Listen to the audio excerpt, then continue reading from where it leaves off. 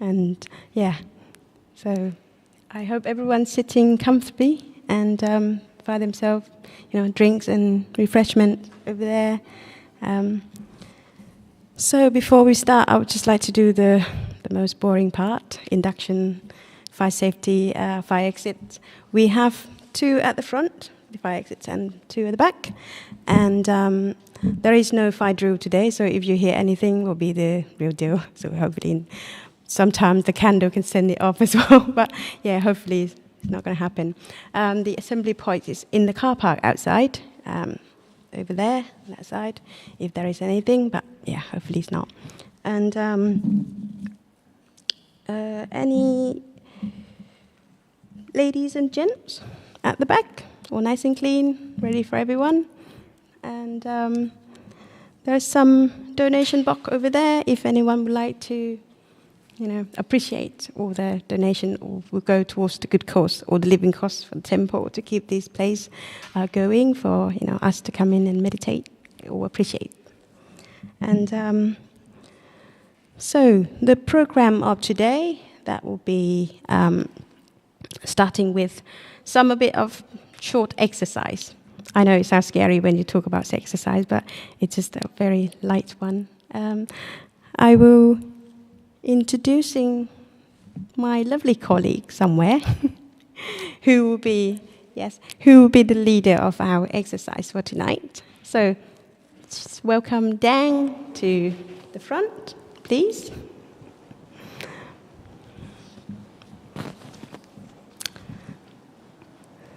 So Dan will just going to show us. Hello everyone. Welcome to our nice place in England.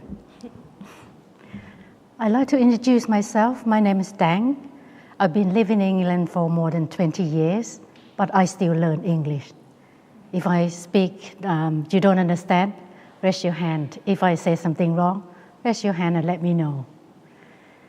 I can let you exercise very easily with your left hand and your finger. First of all, you're breathing out slowly. Let the air in your finger by your mouth, not your nose. And you can feel the air come. Have to be breathing slowly, really slowly out first, not in. Out first, and hold your breath for 3 seconds, and in slowly, hold your breath for 3 seconds. We will do it 10 times. That's the first step. Are you ready? Then put your finger near your mouth, but not touch your mouth, as the air can touch your finger. Out gently and slowly.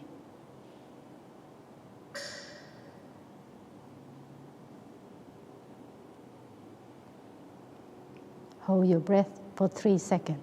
1, 2, 3. Now in your nose. In.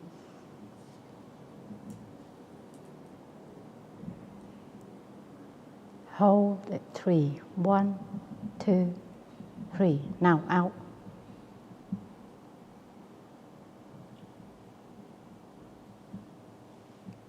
Hold for 3 seconds. 1, 2, 3. In your nose. And hold for 3. 1, 2, 3. That's the second now. We need another 8 times. Out slowly.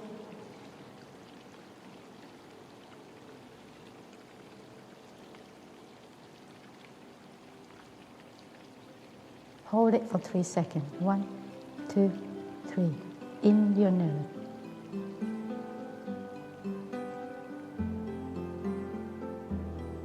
One, 2, 3. Out.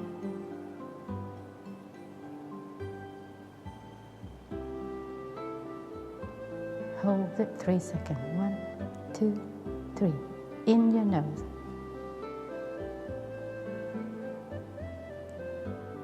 One, 2, 3. Out.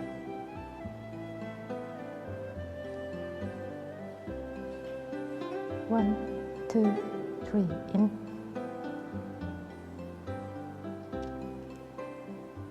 Three more or four more?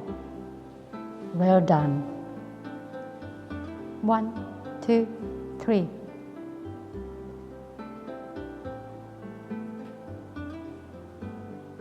One, two, three. In. 1, 2, 3. Out.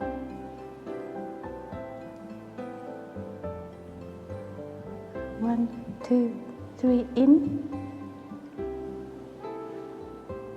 1, 2, 3. Out. 1, 2, 3. In. Last one and not least, yeah? 1, 2, 3.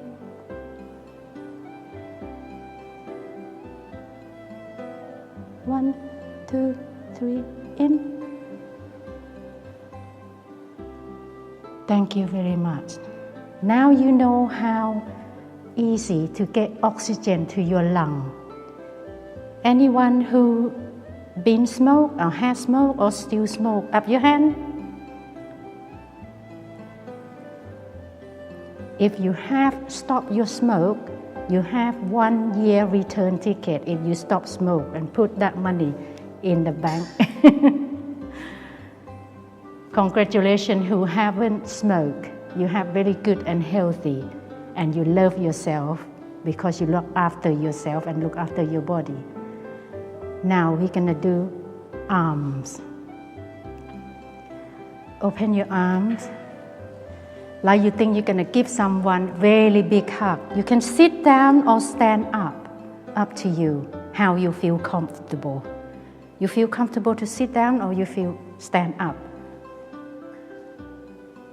Good. Then when you stand up, put your leg as your shoulder wide.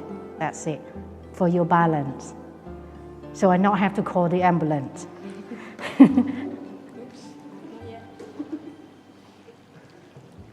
Now we have to do with the breathing again.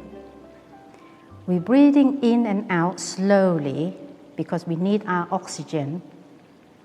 If we're breathing in and we hold for 3 seconds again, then we down our hand, one breathing in and out, one down our hand like that.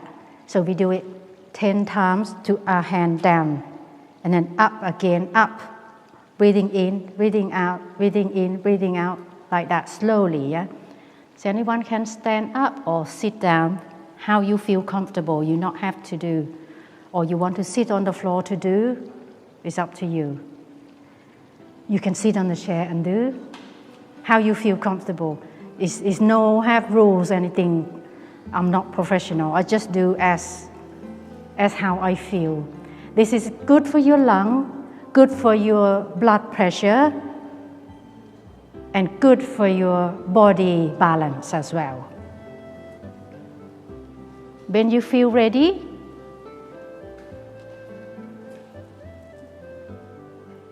we're breathing out first, out from our mouth, in our nose, as we do the first time. Ready? Out our mouth first.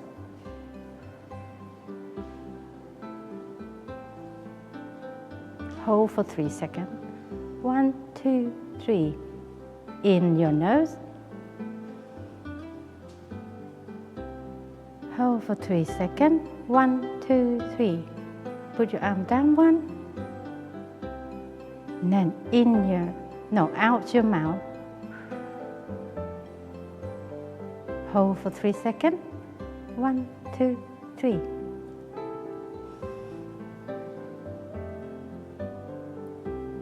One, 2, 3.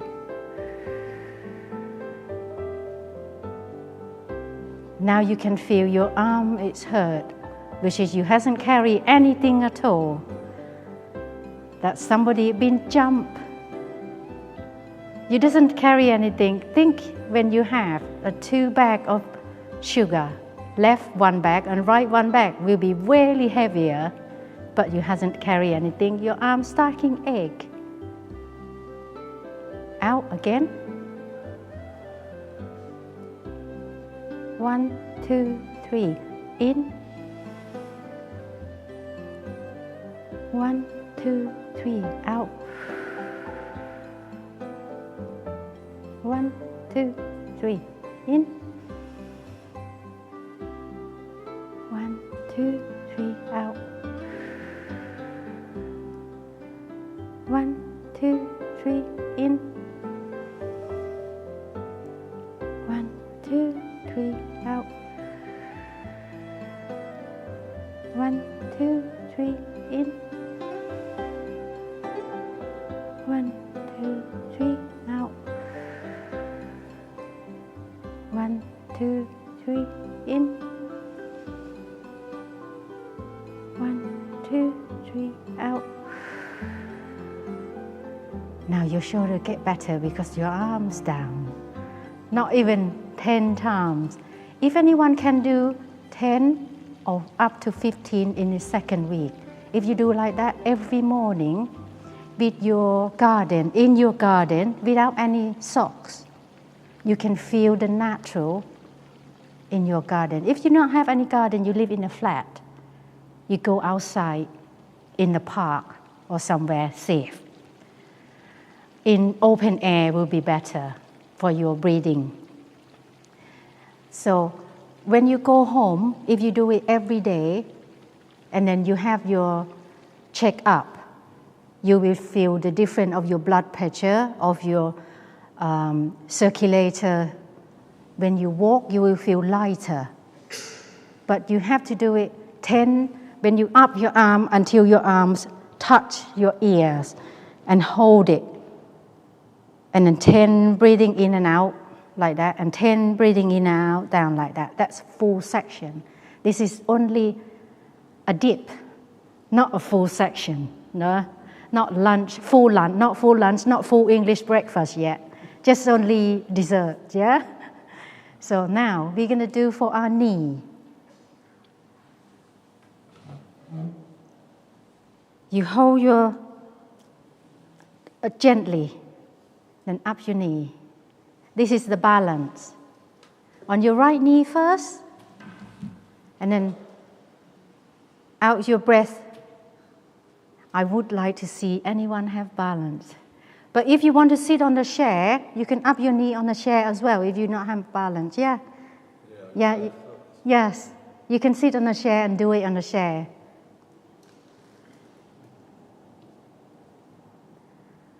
We can do it 5 because it's more balance, right? But if you haven't got balance, you can do like that or like that to take your balance out. Make it balanced so you're not falling down. And your breathing out first. 1, 2, 3, in. You can open your arm or hold it. Up to you. In balance you can do. Yeah? We do it 3 times and then we chain the leg. Then in. See? 1, 2, 3. 1, 2, 3. 1, 2, 3. Now we chain the leg. We do this too because my time is run out, okay? 1, 2, 3. 1, 2, 3. 1, 2, 3. 1, 2, 3. Thank you very much, everyone. Tomorrow will be more pressure, getting harder. This is only a little bit. Thank you very much. Thank you, Pideng. Thank you very much, Kai. Yeah. So for the next program will be guided meditation and wisdom talk by our teaching monk tonight, and some candle ceremony. If everyone see the candles over there, I will get my colleagues to get the candles to everyone for later on when we have a candle lighting and whatever. So our teaching monk for this evening will be Venerable Pat Nicholas Tanisalo. For some of us who've been here for the first time, just going to tell everyone about Pat Nicholas Tanisalo. Is a Buddhist monk of 24 years standing with 30 years of meditation experience. He is a UK Complementary Medical Association qualified teacher of meditation.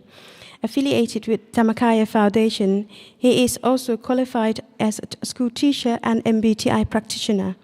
As a scholar practitioner, during his time in Associate Fellow at the University of Warwick, he published widely in peer-reviewed journals on the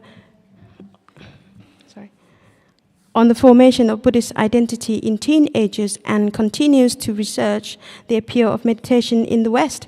He currently lectures in Living Buddhism and Religious Individualization at Clemens School of Theology, California, and Willamette University, Oregon. So please welcome our Venerable Teaching Monk. If anyone would like to pay respect to our Teaching Monk by bowing 3 times. Bow, bow, and bow to the canopy.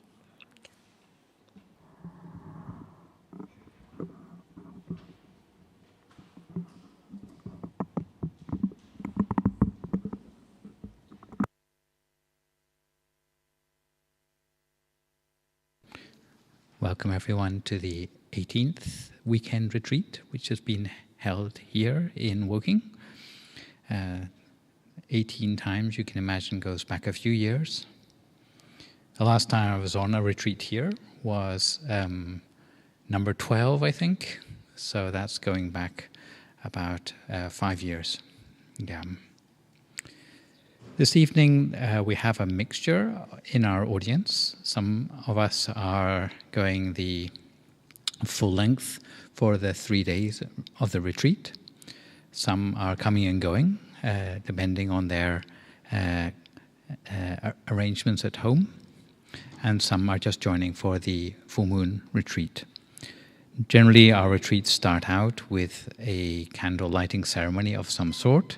So in order that we make full use of our candles, I have combined the full moon meditation with the opening ceremony for our 18th retreat.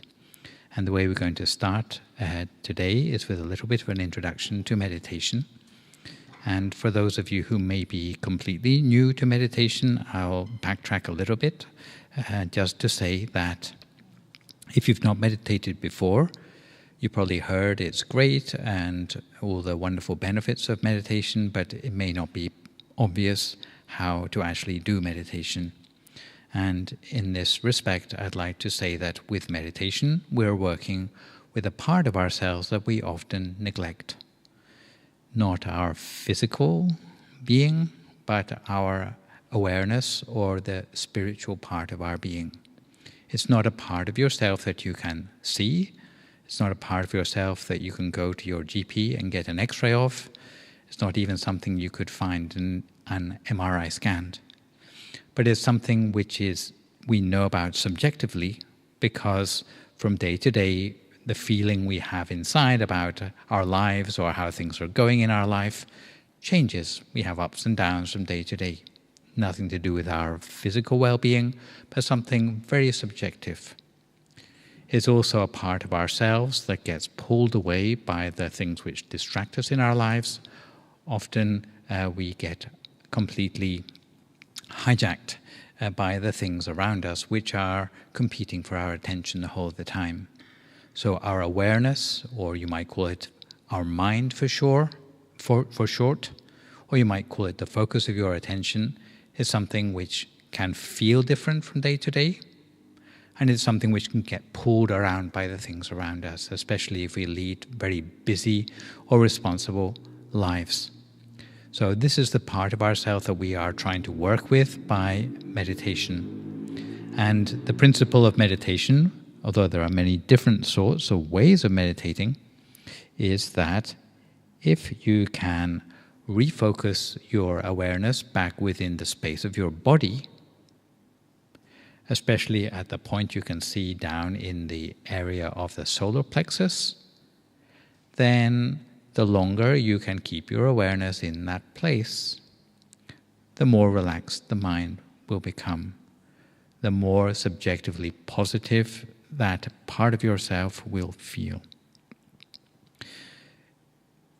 Obviously, if you're working with a part of yourself you can't see and you can't have any evidence of, then that presents some difficulties normally, dealing with an imaginary part of yourself. So different sorts of meditation use some sort of object of meditation to relocate the mind. Sometimes you may have heard of focusing on the breath when meditating. It's a common way of working with the mind. You don't work with the mind directly, but you get your awareness to focus on your breath. And because the breath is going in and out within the space of the body, then for as long as your mind is on your breath, then it will be somewhere within your body. Hence, the mind will start to become more relaxed. In our meditation lineage, however, we get even simpler than that. We work with an image of some sort. And I say it's simpler because at least it stays still. It's not always moving like the breath. And the sort of thing we work with is to imagine a picture such as the sun shining, picture of the sun shining in the sky, but we take that picture of the sun and we bring it within the space of our body, and the mind will follow. Why? Because only for as long as the mind is on the picture will the picture stay with us. If our mind gets distracted, the picture disappears. For some people it's a picture, for others it may be more of a feeling. Either way of keeping your mind on the object will work just as well. So you may feel the warmth of the sun, the presence of the sun, without actually seeing it. That also will work perfectly well. And today, to go back to real basics, we are going to not go directly to the center of the body, but we are going to go via a pathway of 7 what are called bases, which helps us to manage the transition between focusing where we normally focus with our eyes and focusing within ourselves. We're going to make that transition gradually. So what we do with this imagined object is we start at our nostril, late on the left and one on the right. If you are not happy with that, you can try mixing it up and see if it makes a difference. We start there, we make the object as bright and clear as we can or as realistic as we can.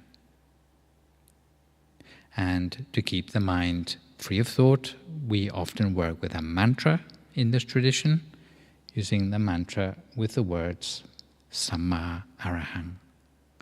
If you're not happy with that one, then you can make up your own one.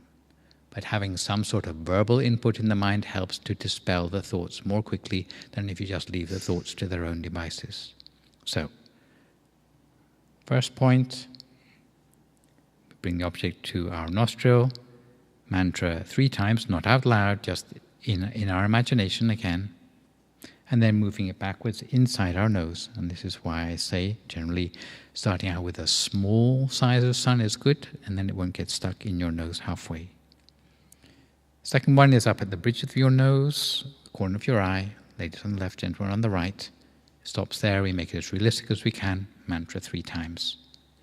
From there we're moving directly backwards inside our head, to the center of our head. From this point onwards, your eyes are definitely not going to be any use to you anymore, so please use your imagination, don't try swiveling your eyes backwards in your head. Mantra 3 times, and then moving downwards now on your central axis, down to your palate, roof of your mouth, number 4, down to your Adam's apple, number 5, then all the way down within your body, down to the level of your navel, at the center of your body rather than on the surface, and then going upwards again, just 2 finger breadths to the final point, which we're talking about with the solar plexus, point number 7. And I introduce this to you as something which you may not need right now, but if you are ever particularly up in the air or finding difficulty in meditation at any time during the retreat or at any time in your home life, then this is a very good technique to fall back on for those days when it's not obvious where the center of your body has got to. So today we'll be meditating using this technique to start ourselves off until we can get our awareness down to the center of the body. And because it's our opening ceremony and full moon meditation today, halfway through the meditation, we have a little sort of interlude where we keep our meditation going, but we bring our candle lights. You notice we have them close at hand there to put on the table halfway through. When you hear the music or whatever, yes. And these ones you don't have to set light to. You just twist them clockwise on the holder and they come on and flicker. Yes, the flickering is intentional. And then we sit back to meditate a little bit further to practice what's known as loving kindness meditation, which is where we take the brightness or the feeling that we've built up in our meditation and spread it outwards for the benefit of all living beings. So normally the total meditation time will be about 45 minutes. And from there I have a little wisdom talk tagged on the end on the theme of spiritual resilience today.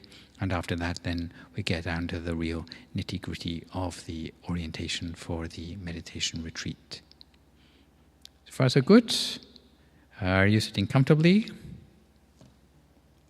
So if you like to take the full moon as your meditation object, that's also fine as well, appropriate for the occasion, or a star or a diamond, whatever you find easiest to imagine. Even a candle light would be appropriate.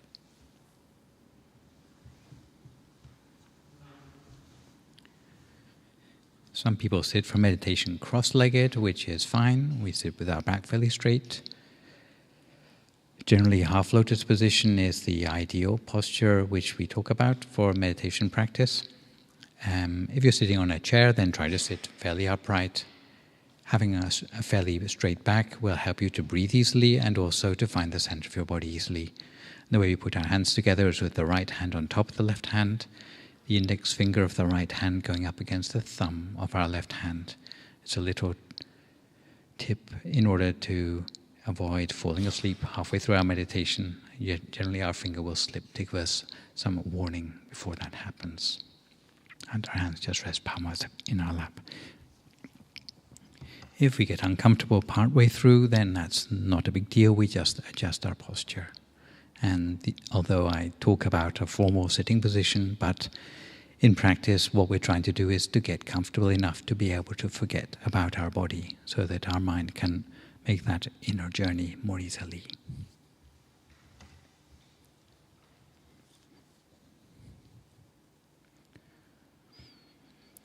So we start by settling ourselves down into a comfortable position for our meditation.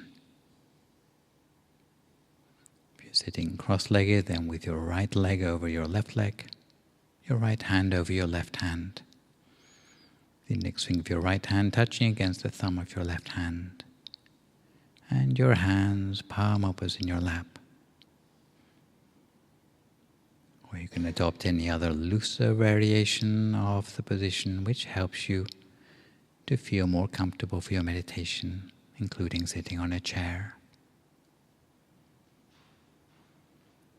The important thing is to feel alert and yet relaxed.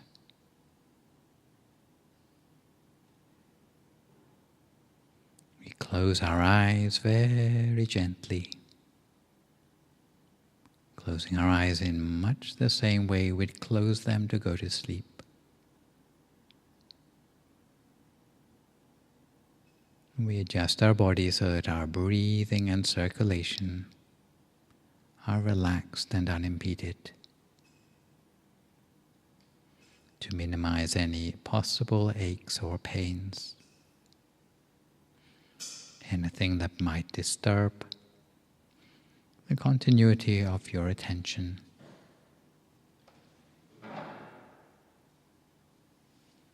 And with each meditation we start by taking a few moments to make sure each and every muscle of our body is as relaxed as possible.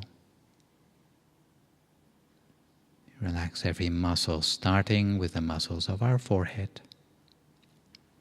our eyebrows, our eyelids. And once again we take special care to make sure that our eyes are only very gently closed.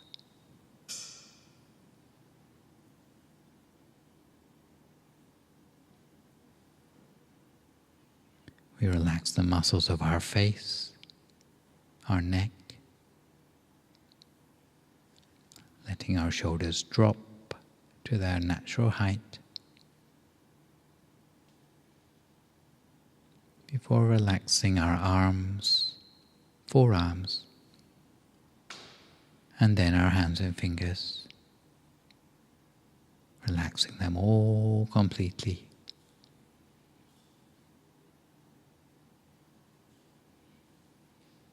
We continue on down by relaxing the muscles of our chest, trunk, and abdomen, and both of our legs, all the way down to our feet and our toes.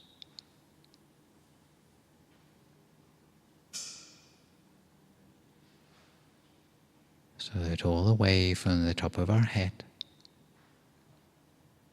right the way down to the tips of our toes, there's no remaining part of our body with any sort of stress or tension anymore.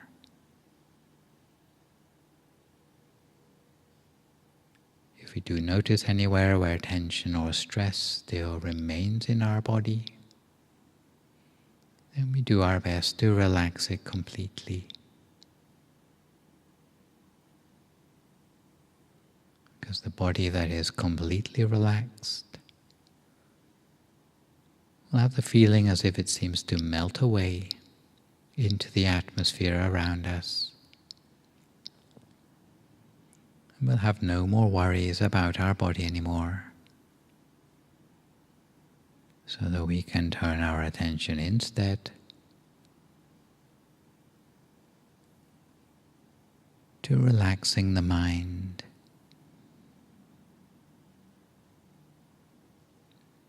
We relax the mind by letting go of all thoughts about the things in our lives.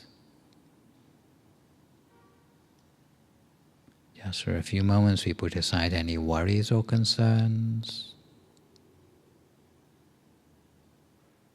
not letting our awareness wander to thoughts of work, friends, family, studies, or any other thing. Keeping our mind on the task in hand, the task of training the mind, while at the same time filling the mind with thoughts of happiness and joy.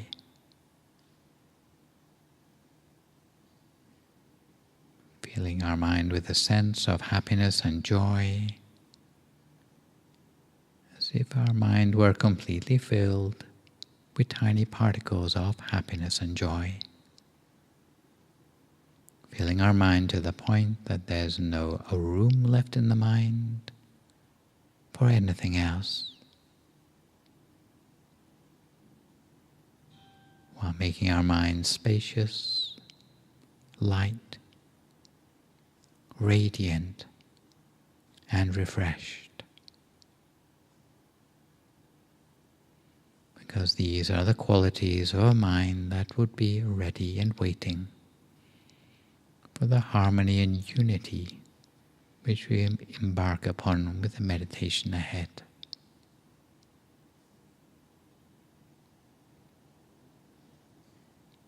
And once we feel relaxed both in body and in mind, very gently, using no effort at all,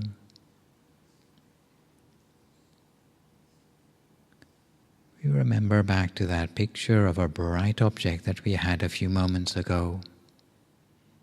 A bright object such as that of the shining sun, a shining full moon, a star, a diamond, crystal ball, perhaps a candle flame.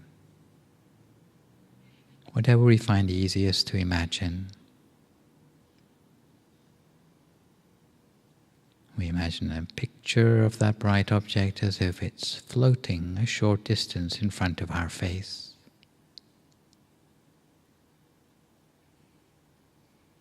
It may be something that we see in our mind's eye, or it may be something that we feel by its presence.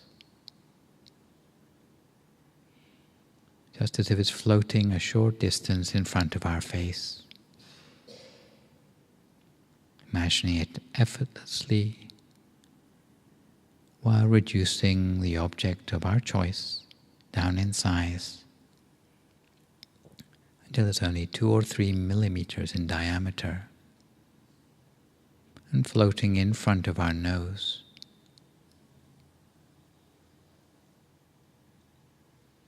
In front of the left nostril for ladies, in front of the right nostril for gentlemen. Floating in front of our nose at a point that we call the first base of the mind. We make the object as realistic as we can, whether we see it or feel it. At the same time, hearing the sound of the mantra in our mind, silently with the words Samma Arahang, Samma Arahang, Samma Arahang, or equivalent. And from the entrance to our nose, we make the shining object move slowly backwards and smoothly inside our nose. Inside the left nostril for ladies, inside the right nostril for gentlemen. Moving slowly inside the nostril until it reaches a point inside our nose, next to the corner of the eye, where once again it stops at a point we call the second base of the mind. We make the object as realistic as we can, while hearing the sound of the mantra Samma Arahang, Samma Arahang, Samma Arahang. Then the bright object moves slowly backwards inside our head, backwards on a horizontal plane, until it comes to a point at the precise center of our skull, the very center of our head, at a point we call the third base of the mind. Here again the object comes to a standstill. We make the object as realistic as we can, while repeating to ourselves the mantra Samma Arahang, Samma Arahang, Samma Arahang. Now the bright object is moving gently downwards, downwards from the center of our head, till it comes to a point at the roof of our mouth, at our palate, a point known as the fourth base of the mind. And here the bright object stops once again. We make the object as realistic as we can, while at the same time repeating the sound of the mantra to ourselves with the words Samma Arahang, Samma Arahang, Samma Arahang. And again the bright object moves directly downwards, downwards inside our throat, until it reaches a point just above the Adam's apple, a point known as the fifth base of the mind. Here the bright object comes to a standstill, and we make it as realistic as we can, while at the same time repeating the sound of the mantra to ourselves with the words Samma Arahang, Samma Arahang, Samma Arahang. Now the right object continues on its journey downwards, this time into the space of our body, as if inside ourselves were just a hollow cavity, moving deeper down inside our chest, down inside our trunk, eventually reaching into the space of our abdomen.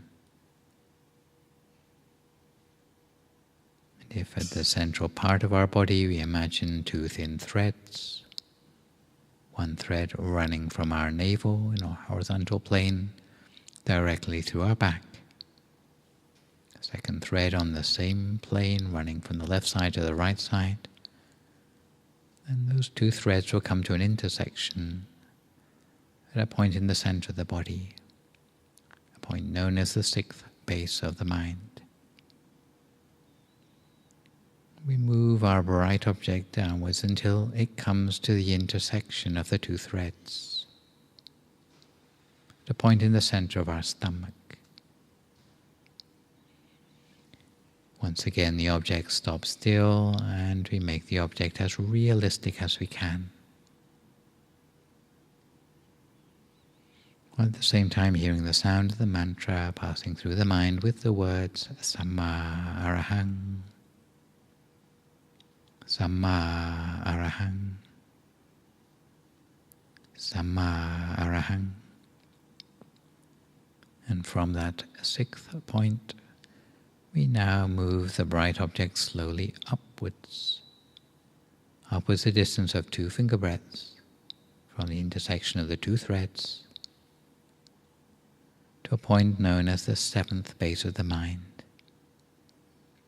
And having reached this point, in fact, we will not be moving the object anywhere else, because this is the true center of the body, point of equilibrium for body and mind.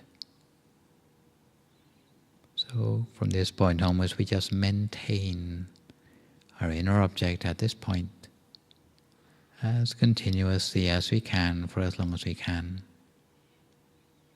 while hearing the sound of the mantra coming up as if the source of the sound were that point in the center of the body. Samma Arahang, Samma Arahang, Samma Arahang, over and over again.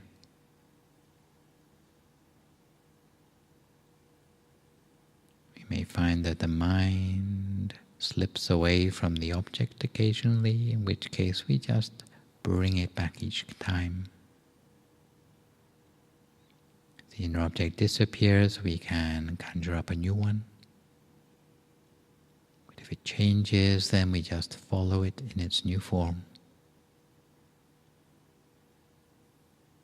As time goes on, simply through the power of that continuity at the center of the body, we find that the images in the mind will become gradually clearer. Also, the feelings in the mind will become gradually clearer to us. The strange thing is that the number of thoughts in the mind will become gradually less. Less and less until the mind can come to what is known as a standstill at the center of the body, which is a state where no more thoughts arise in the mind. In the beginning, we may find that the mind has a tendency to wander, sometimes wandering to the sounds around us, thoughts in our head, or sensations in the body. But don't feel disappointed if the mind should wander at this stage. Just bring the mind back again to the inner object at the center and recommence with the mantra without thinking too much about it, until the mind starts to build up a sense of familiarity with the center of the body and the sound of the mantra, until the mind stays at that point almost by second nature. If at some point in our meditation we find that the sound of the mantra seems to die down all by itself, and the thoughts don't return anymore, then we can just remain with that inner object in silence, as continuously as we can, with a light and gentle attention, for a few more moments until we come to the appropriate time.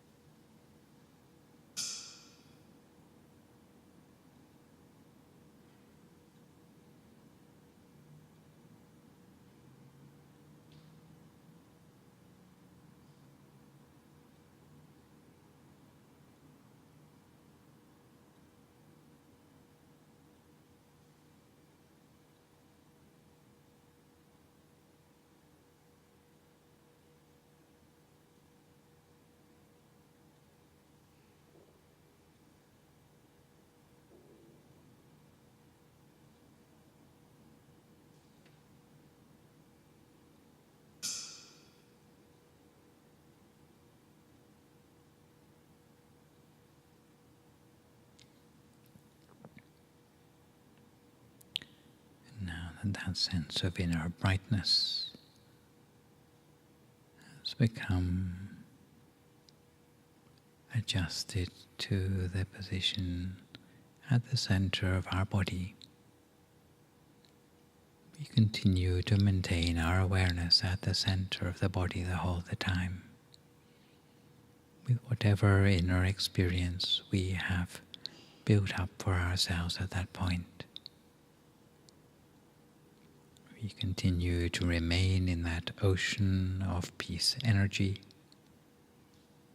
while at this point we can slowly open our eyes in order to light the little candles that we have prepared for ourselves.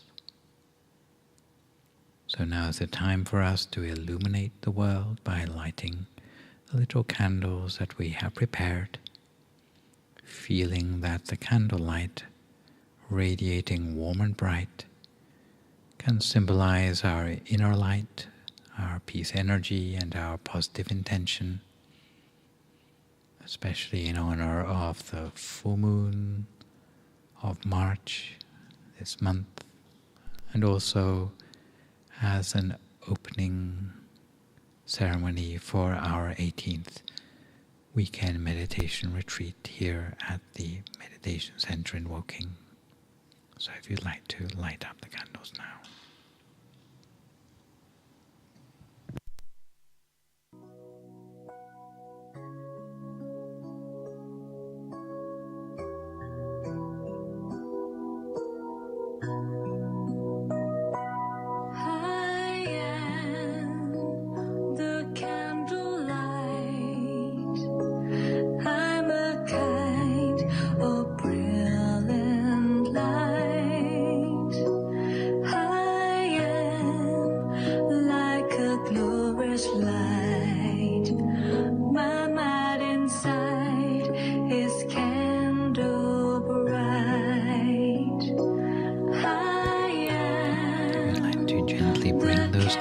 To place on the tables as well. They can be placed on the U-shaped tables around the central feature there. Like a glorious light, my mind inside is candle bright. Placed our candles, we can remember as well as we can the picture of the candles and return to our place to continue with our meditation. Shines gloriously, come where you'll come to light the candle, bathe the sky in golden light. I am the candlelight. I'm a kind of brilliant light. I am like a glorious light. My mind inside is candle bright. Come we all come to intensify our light. Come and gather and add to the candlelight and be the light of Dhammakaya, eliminate all the darkness. Light our candles this evening. We close our eyes once again and bring the light of the candle in our imagination back inside us to that special point at the center of ourselves, letting that candlelight represent the loving kindness, the positive energy and good intentions that we have inside us. And as the mind becomes free of thought once again, we allow it to connect with that sense of peacefulness inside us that we have generated. Both the light and the feeling seem to go hand in hand.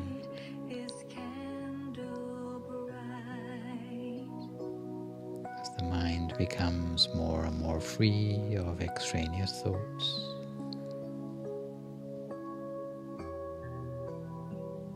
That sense of peace inside us will transform into loving kindness, compassion, good wishes and positive intention, both for ourselves and all the other people we know, all the other living beings that we know.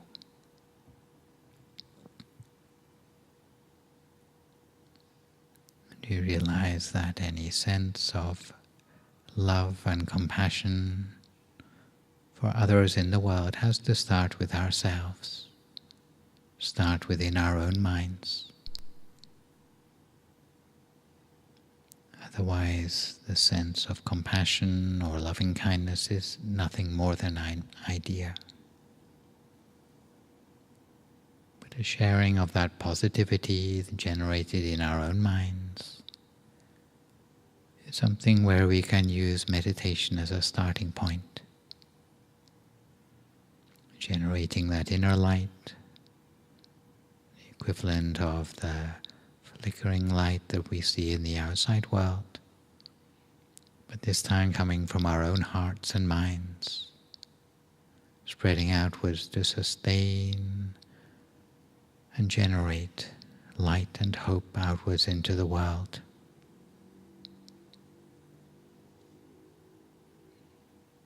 So we allow the inner light at the center of ourselves to expand outwards from that central point, almost by touching gently at the center,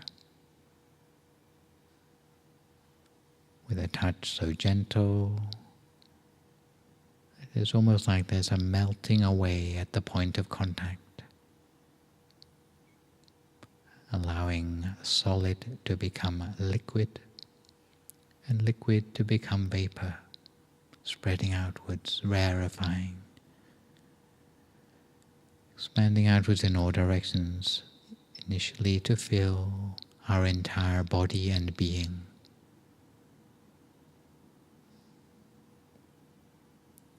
With the wish that we may be well and happy, free from suffering.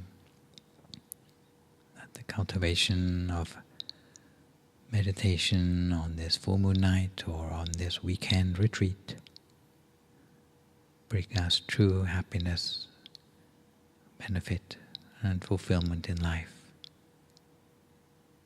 And we allow that inner light or feeling of well-being to expand further beyond the boundaries of our own body, outwards into the room around us. Outwards further still, like an aura or a halo, to the whole of the building, the whole neighborhood, with all the living beings, all the sentient beings in this area, reaching all of them too, sharing that sense of compassion, loving kindness, positive intention. Wider still to the whole city, the whole county, the whole nation, across the whole continent, to all the continents of the world,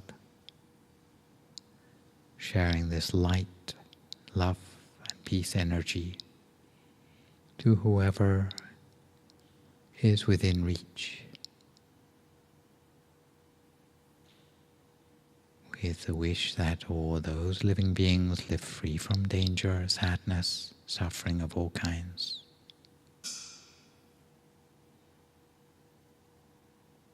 May all beings be free from sadness and sorrow. May joy, bliss and happiness spread in the heart of every sentient being.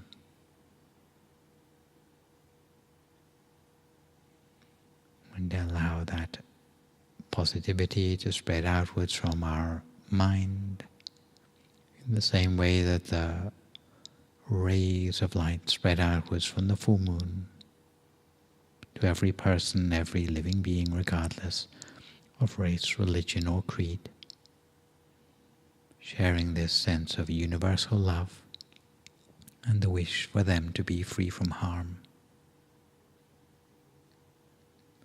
In the same way that the light of the little individual candles joins together into a much greater brightness, and the small intentions that we cultivate in each of our own hearts can join together to connect throughout the world,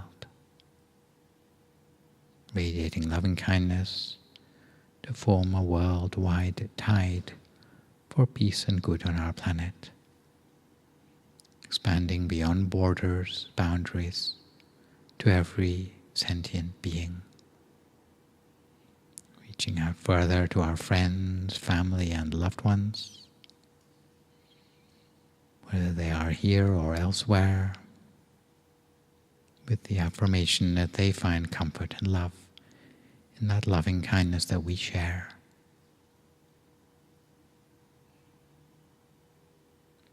So we expand this light and energy beyond all limits, outwards flowing in all directions, on the basis of the positive intentions we cultivated together today. For a few more moments in silence.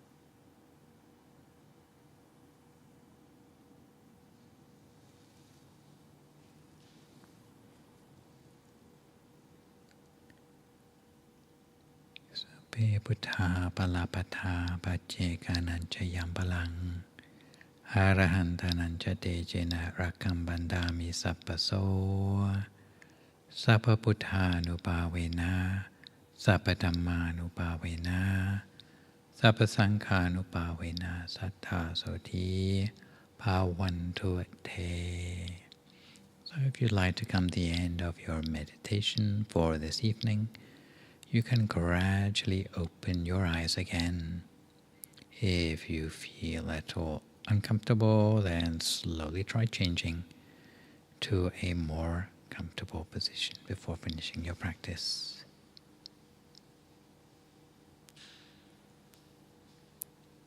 So I hope that the meditation went well for everyone, particularly for those who are newcomers to meditation practice.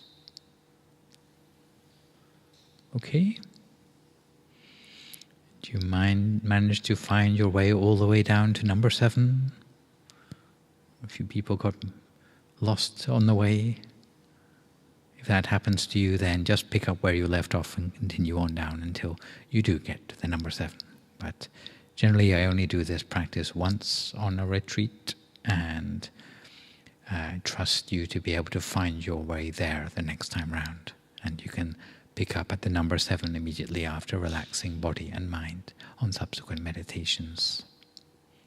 Yes.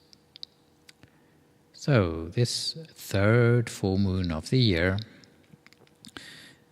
comes very close to our spring or vernal equinox, start of astronomical spring, at least in the northern hemisphere. To say that for those who are not of this hemisphere joining us today. And in Eastern Europe, they used to have lots of rites of spring about this time. Strange things like In Poland, the drowning of Marzana, the effigy of the spring goddess, and burying various things to hasten the approach of spring. And Valkyries, if you heard of them, they tend to be very active in the pagan calendar at this time of the year. And in Latvia, apparently, even before they'd heard of things like Easter, they had lots of egg-related traditions at this time of year, celebrating the victory of light over darkness. And around this time of year, the full moon that we see out tonight is actually been given a special name, at least on the other side of the Atlantic, as the worm moon. I'm sure you're not particularly enthusiastic about worms, but apparently this is the time of the year that you do start to see them again. So the worm's moon is the name that was being given to this. But other alternative names for the moon that we see are the eagle moon, the goose moon, the crow comes back moon, the sugar moon, because the sap rises this time of the year in the maples, the wind strong moon, and the sunrise moon from the blinding rays of sunlight that reflect off the melting snow. And even though in the Christian calendar most things go according to the solar calendar, but the calculation of where Easter falls in the year, actually the moon has some connection with that as well. So Easter is not far off because it falls before the equinox.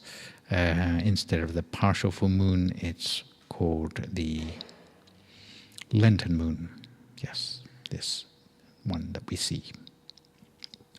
So it's an interesting time to start our meditation retreat.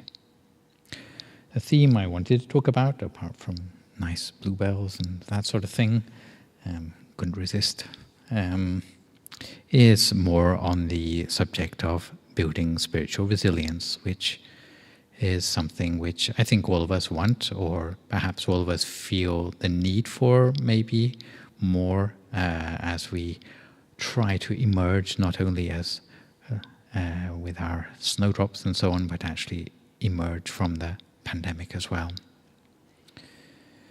A lot of us are feeling rather different as people coming out of a pandemic than when we went in, and a lot of us have had time to reflect on ourselves, being with ourselves, maybe being with loved ones in much closer quarters than we've been used to for a whole 2 years.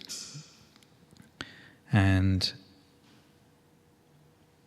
some of us may feel that we have more spiritual resilience as a result. Some of us may just feel the need for more of it. I think I'm probably in the latter category. But as the workout shirts say, if we have the power of mind over matter, then we are better equipped to deal with anything that needs resilience. Because strengthening ourselves can come from many strategies that we can have. And sometimes if we don't have the strength within ourselves, then we have to rely on other things to help to boost that sense of strength within us. The first strategy, the first of two I would say, I'm going to say very briefly this evening, is that there are several practices alongside meditation that we can use to give ourselves a thicker skin when it comes to being more resilient in the face of change and uncertainty in our lives. One of the ways in which we can become more resilient, more thick-skinned, more able to stand firm in the face of change is to put our mind into the sort of place where things that are uncertainty no longer faze us anymore. And one way which is practiced alongside meditation, which is quite useful to make us more used to the idea of uncertainty, is to reflect a little bit, entertain our mind for the first breath we take in the day as we wake up in the morning, that I'm fortunate to be alive for another day. Because life is so full of uncertainty, we don't know when our time will be up. But the fact that you are here again, you've woken up, and you are fortunate enough to have another day to enjoy the gift of life,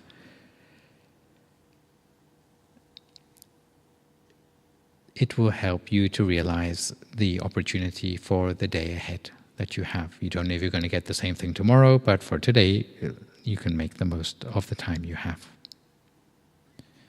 Another example of a recollection which you can use just before going to bed is to reflect back over your day, to have some checks and balances over how you feel you've done that day in terms of collecting up positivity or negativity in your life. I know certainly from my own experience that especially where so many of the good things a monk does in their life is part of the daily routine, then sometimes it becomes so routine that you forget to think about it anymore. Maybe for yourselves there's a lot of that in your daily lives as well, where doing good things or positive things, kind things for others becomes so routine that you forget to even think about it anymore.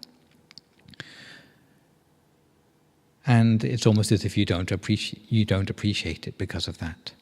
So personally, what I've tried to do recently is count at least 5 good things I've done that day before I fall asleep at night.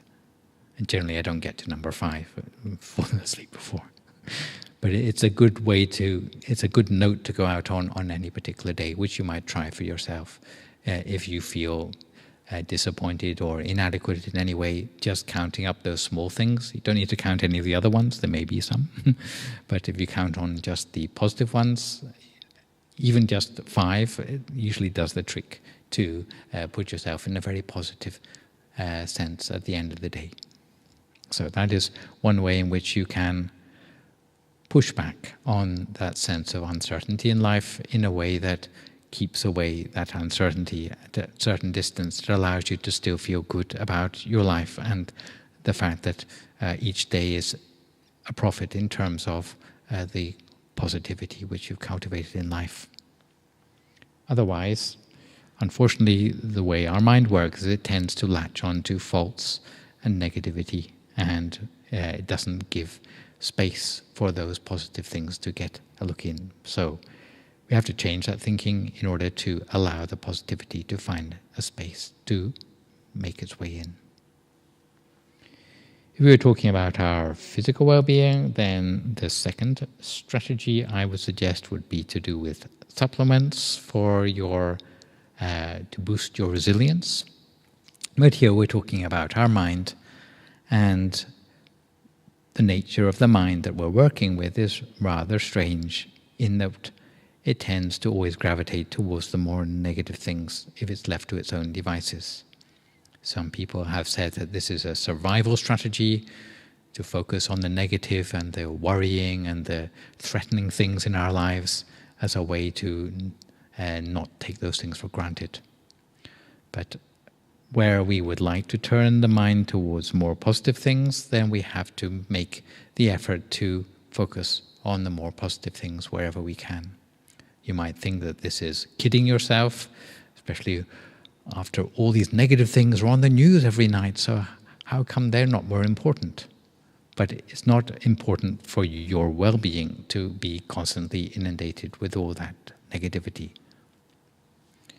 So just as we might supplement our positivity physically with the vitamins or the minerals or the fiber or the probiotics or whatever, we have to look at the way our mind is affected by the things that we come across in our lives. Because often what the things that life throws at us is not nearly as disconcerting as how we respond to it. And in this connection, there is a nice story from the Buddhist scriptures about someone who had been shot with an arrow. And not just a normal arrow, one that had been dipped in poison. So if it was us, we'd probably be fairly fazed by that. But it turned out that the arrow was not the thing on this person's mind. He was really angry about having been shot with the arrow. In fact, he was so angry that even though the doctor had made it to the point where he could actually help the guy to remove the arrow, he said, "Hang on a minute, before you take that arrow out, I want to know who shot it. I want to know the reason it was shot at me. I also want to know what sort of poison did they use in that arrow."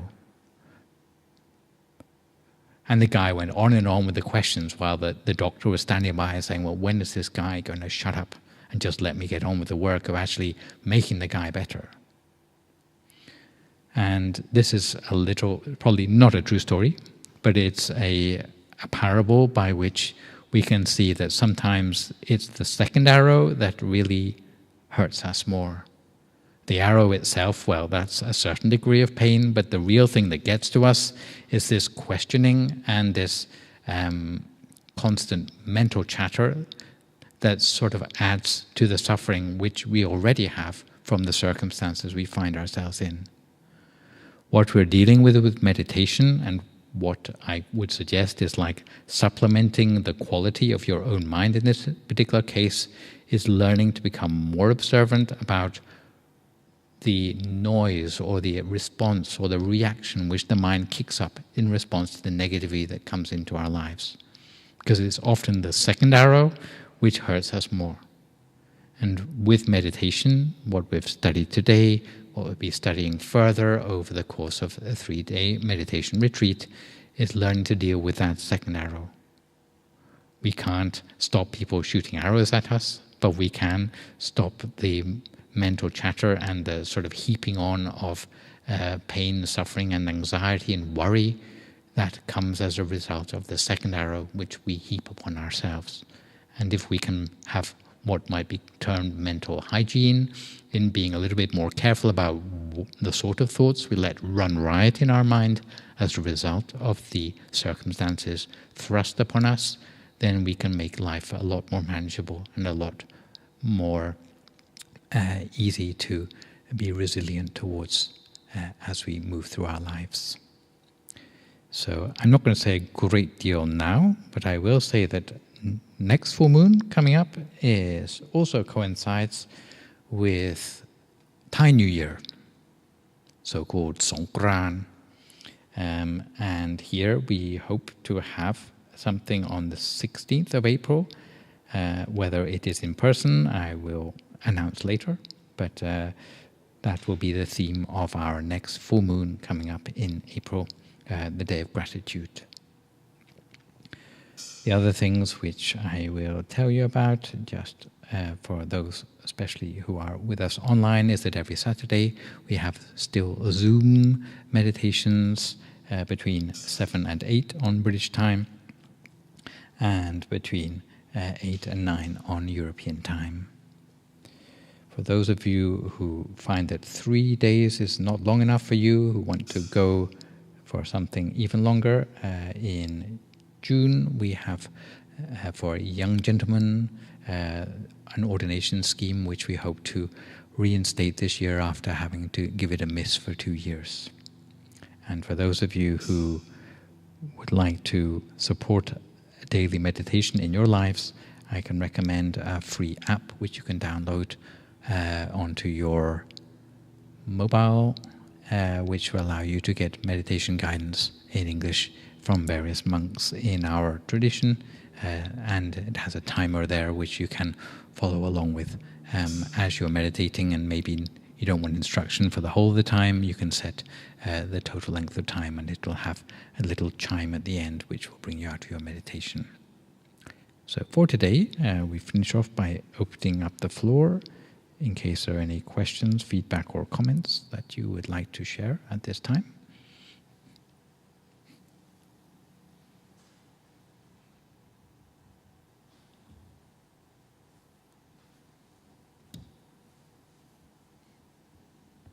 And if not, then... Does anyone have any questions to ask Lumpy at all? You're good? Yeah, you're good. So we might have a little just bowing to finish off, and then we can come back to the agenda, which is specifically for those following the weekend retreat. Yeah. Okay. So it comes to an end of the full moon meditation. So if anyone would like to pay respect to our teaching monk by bowing 3 times. Bow, bow, and bow. So all of you be blessed with happiness, resilience in your life, whether it be against the change in your life or whether it be against the thoughts in your head, to lead towards ever-increasing happiness and fulfillment now and forevermore. Sadhu Chakra.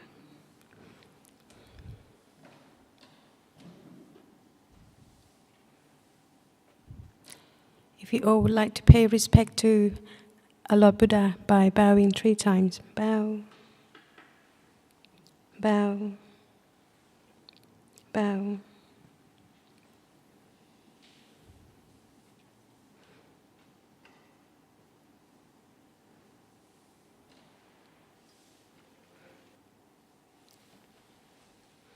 And I think at this point, anyone who's not planning to be on the retreat, we'll say thanks for joining us and good evening. And